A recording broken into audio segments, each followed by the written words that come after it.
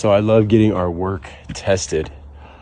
And here at this house, we did bird control by putting mesh along the eaves to keep the starlings out, which no starlings. But look at the house next to it. It's crazy the amount of starlings they have.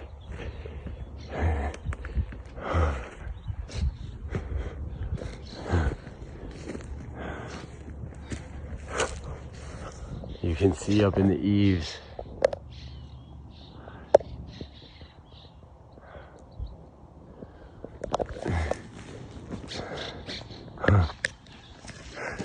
What's even worse is you go on the garage side here. It's wild. So it just is a good feeling to know that there's this much bird activity at the neighbor's house and zero nests on the house that we did. Oh! Look at these bird droppings. Everything you see there is bird droppings. Oh, dang.